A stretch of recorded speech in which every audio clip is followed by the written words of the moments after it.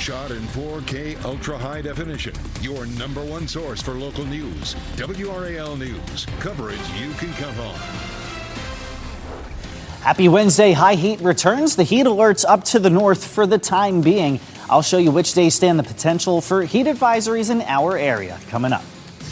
We are talking about new charges added. 2 additional people are being connected to that shooting outside the Wilson County Courthouse. What these people are accused of doing before the shooting even happened. And tracking cyclospora. The number of reported cases in North Carolina keeps growing. We'll talk about the new dashboard from Wake County to help you stay healthy and stay informed. A lot of people talking about that and the side effects. We'll dive into that and a little bit more here on WRAL News. Dark and early. Thanks for joining us here. I'm Chris Levingood. My friend Chris Michaels over there in the WRAL Severe Weather Center getting us started. It's still muggy outside, but this is what you said would happen, so I'm processing. Yeah, exactly. And it's not as bad this morning as it's been in recent weeks, and you just know where we're headed in the next few days. As we start you out dark and early with a live look at Zebulon and temperatures right now. I mean, hey, Roxborough, you're feeling good. 61 degrees. Goldsboro's at 71. Then we're kind of splitting the difference in Holly Springs, Cary, and Rocky Mount with temperatures in the mid 60s. Been our coolest morning, and we'll use that term loosely, but coolest morning since late June. So we'll take it. Plenty of sunshine out there throughout the morning. 9 a.m. temperatures in the mid 70s. And then we're hotter today. Temperatures make it into the mid 90s. A lot of sunshine, a little bit of haze. We can trace that back to wildfire smoke that's going on in Canada. And we'll talk in more depth about that coming up in just a little bit. But high pressure is going to allow temperatures to reach near record levels in the days ahead. We'll show you how close we get coming up. Chris? All right, sounds good, Chris. We'll come back to you in a bit. Well, this morning, around 1,000 people are without power in Holly Springs this morning, and that's because a crash took out a power pole. Look at this video here from the WRAL Breaking News Tracker. In fact, this is live video, and this was on Holly Springs New Hill Road, and this is as teams were working to fix the pole overnight. We know that the road is closed near Green Oaks Parkway as the work is happening. Duke Energy estimates that the power will be restored at about 7:30 this morning. We'll keep checking on that. And we're also trying to find out if anyone was hurt in this crash. Well, 2 additional people have been charged in connection with the shooting outside the Wilson County Courthouse. This is what left 3 people injured. Let's bring in Kelsey Coffey. She's been following that story very closely for us this morning. Kelsey, these people are facing charges related to something that happened before the shooting. Yes, Chris, and the court documents didn't go into many details beyond that, but we do know that the 2 were not present when the shooting actually happened. Terry Covington and Jalexis Applewhite were both charged with felony accessory before the fact in connection to the courthouse shooting. Extra security was outside of the Wilson County Courthouse yesterday, just 24 hours after Abdul Mustafa was accused of shooting outside of the courthouse, injuring 3 people, including 2 law enforcement officers. He's charged with shooting a 19-year-old woman who's facing charges for lying to police in connection to 16-year-old Ladarius Simon's murder. Applewhite and Covington are due in court this morning at 9:30, and Mustafa is expected to face more charges related to the shooting of those 2 law enforcement officers. Kelsey Coffey, WRAL News, live in Raleigh. And we will be following this story throughout the day, so keep up to date on the WRAL News app and by watching our evening newscast starting at 4 p.m. Well, the number of cases of explosive diarrhea causing parasite, the cyclospora, it's growing, folks. So far, there have been more than 300 cases reported in North Carolina, and most of these are in Wake County. Now, the symptoms can include, yes, diarrhea, stomach cramps, nausea, and fatigue. Public health officials are urging you to monitor these symptoms if you get them, but avoid asking for a test a little too soon. The majority of diarrhea cases will resolve in a few days, and viral illnesses are still common.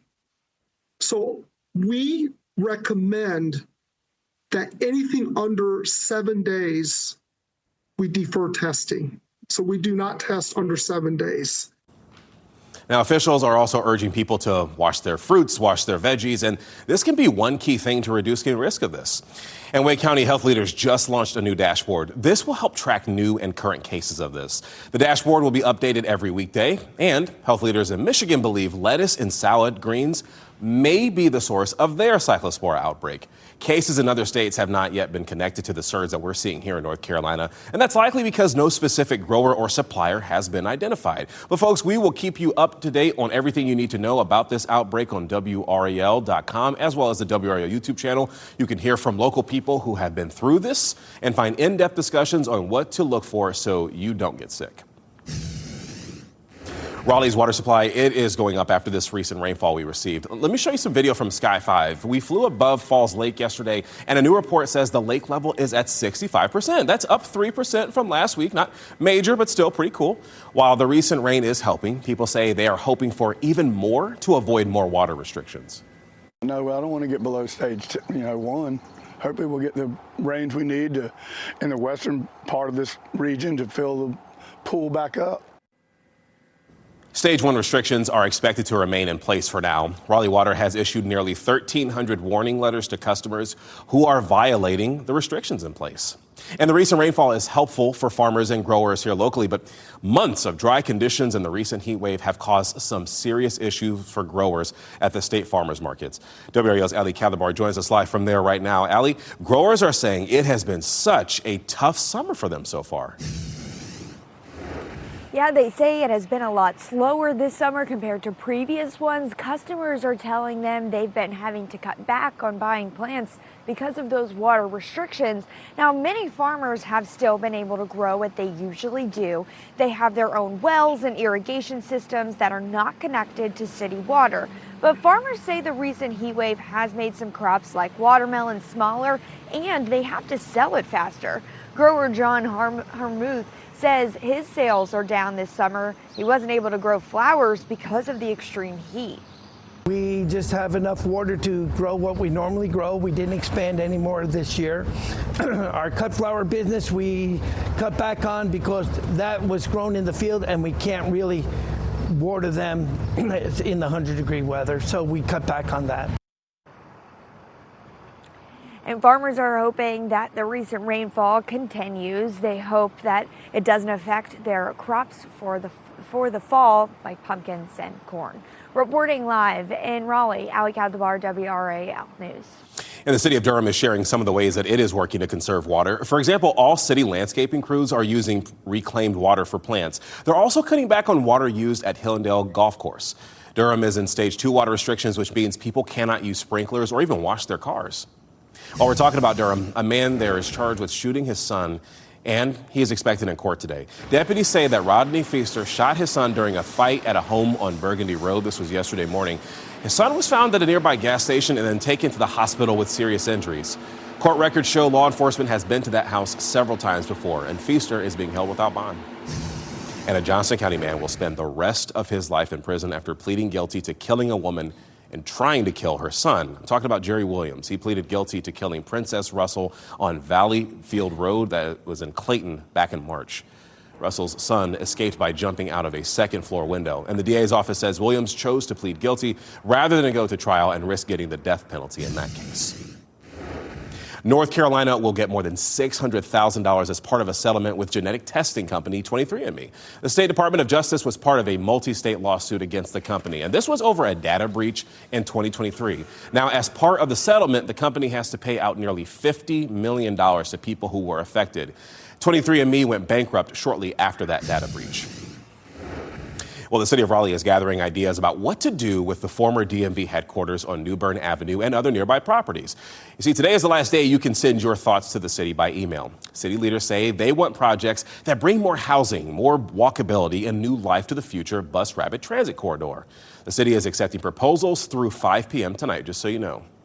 And folks, the largest Mega Millions jackpot of the year, it is growing again, now at $672 million after no one hit all the numbers in last night's drawing. The cash option is more than $293 million. The next drawing is Friday, that is at 11 p.m., just before WRAL News.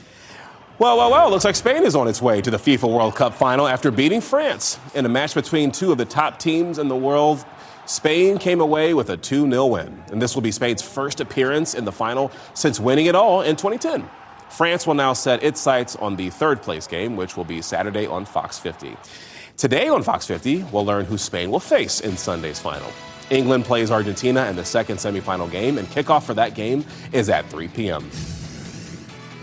Time on the clock is 4:39. Possible record rate hikes. Your energy bill could keep getting higher. The new report showing how much utilities want to charge and why North Carolina is at the center of this. Plus, ACC kickoff begins. We are inching closer and closer to the start of college football season. What's in store this week ahead of the final push for fall football? Even though it does not feel like fall football season, we're talking about the potential for more heat advisories. This is what it would take for those to be issued, and I'll show you which days stand that chance this week, coming up in less than 10 minutes.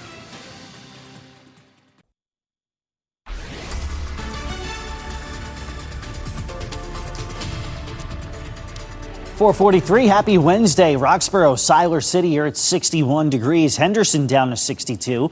Wilson, Rocky Mount, Raleigh, and Durham at 66 to 68 degrees. Smithfield and Selma at 64. Sanford and Robbins at 61. Fayetteville, the warm spot on the map, at 70 degrees.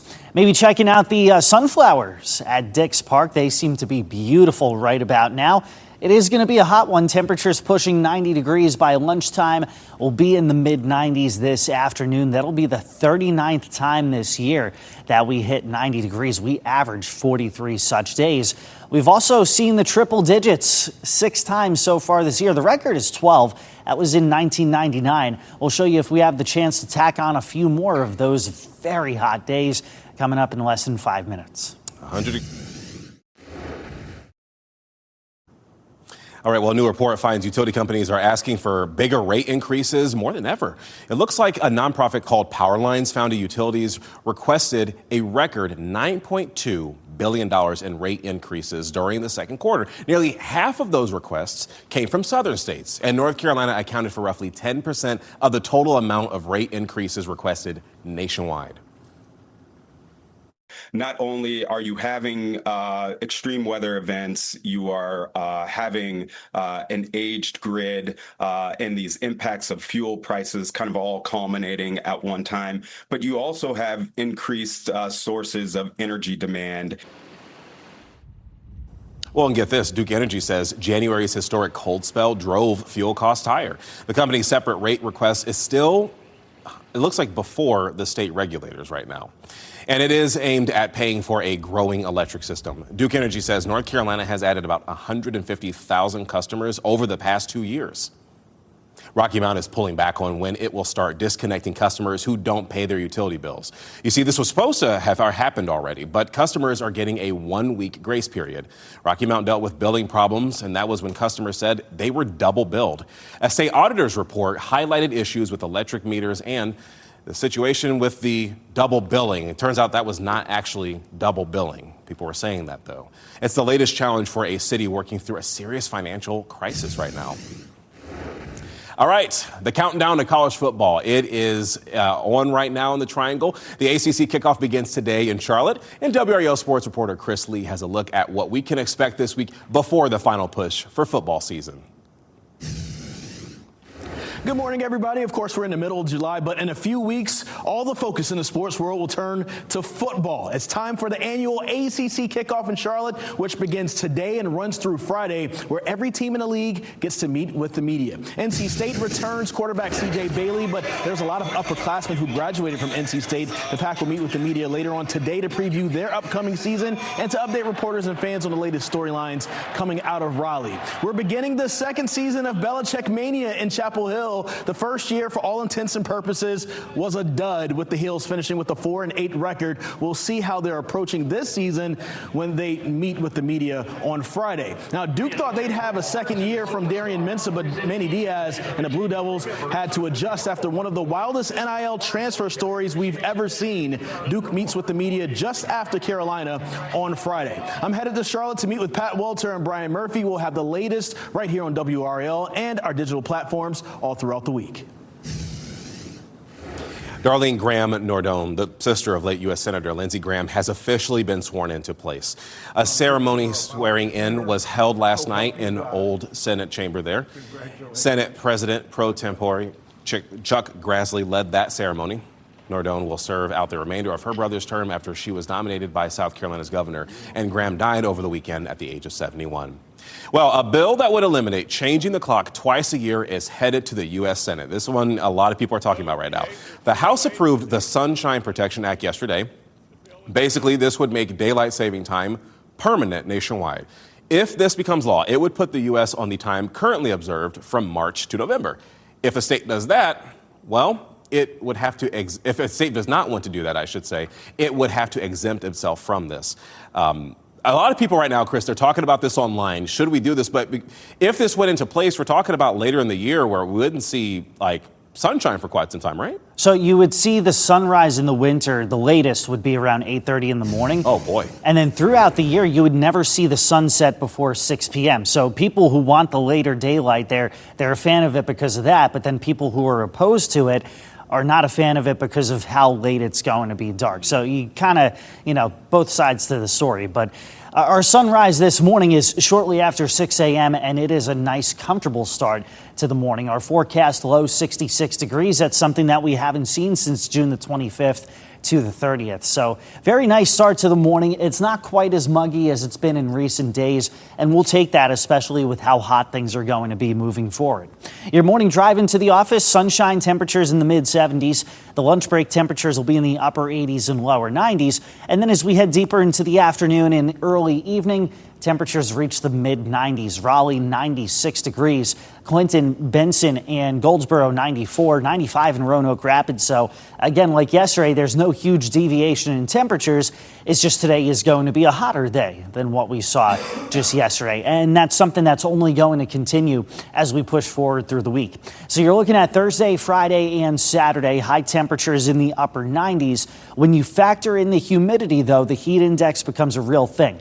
The heat advisories, they're usually issued around here when the heat index reaches 104 to 109. So that's at least a possibility over the next 3 afternoons while we entertain the chance for some showers and some thunderstorms heading into the weekend. But yeah, heat advisories, they're issued when the heat index is 104 to 109. It's unlikely that we see extreme heat warnings, but again, 3 straight days of high heat, the effects of that can be cumulative. So much like we've said in recent times when we've seen this high heat, stay cool, stay hydrated, definitely be listening to your body. Only thing that's going to cool things off, and at least try to cool things off, will be showers and storms that come through each afternoon this coming weekend. Not a need to cancel plans, but definitely keep an eye to the sky. The WRAL weather app is going to be a great tool for you to have, especially if you have plans outside this weekend. Temperatures take a little bit of a backseat, but not by much. We'll be in the low to mid 90s early next week. And then by Tuesday, another front comes through and gives us the chance for some showers and storms. Chris? Nothing but 90s. Thanks. I hate it. Thanks, Chris. Well, right now we're talking about some first looks this morning, including new projects featuring Ryan Reynolds and Pedro Pascal. Those stories and more coming up in the Hollywood Minute. And honoring him. The Astro chimp was the first chimpanzee to soar in space. How the North Carolina Zoo is documenting his legacy.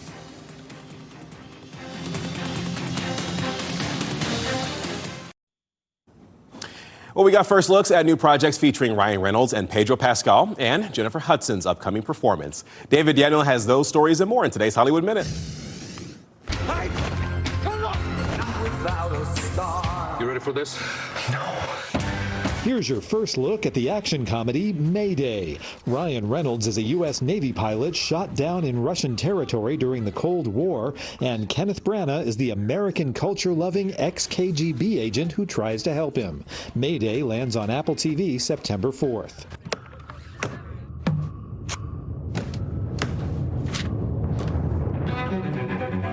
Heard a rumor that you were back. Pedro Pascal plays the cello in the first trailer for Behemoth, described as a love letter to the music of the movies and the people who make it. Olivia Wilde, Eva Victor, and Will Arnett co-star. Behemoth opens in theaters December 4th.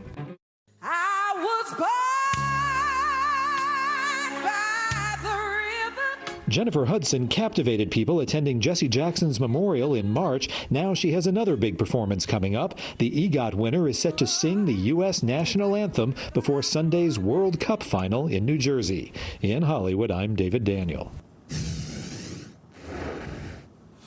Well, finding a job after prison, it can be one of the biggest challenges for people re-entering society. And now a North Carolina program is giving inmates a head start. The state is helping nearly 700 incarcerated men and women in 22 state prisons. They can now build resumes, search for jobs, and connect with employers before they get released. This is part of an effort to help them find work faster and reduce repeat offenses. Well, the North Carolina Zoo is honoring Ham the astrochimp. Ham was the first chimpanzee ever to soar into space in 1961. The zoo unveiled a new marker to commemorate Ham.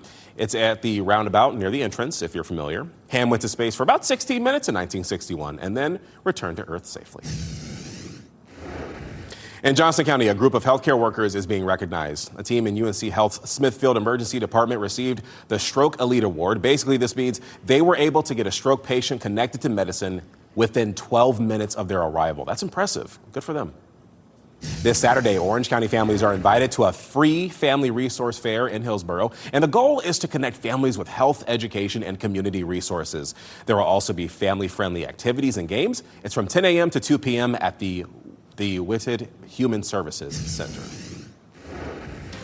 Well, new charges we're talking about this morning as 2 other people are being connected to a shooting outside the Wilson County Courthouse. The charges these people are facing from what happened before the shooting. And farmers feeling the drought.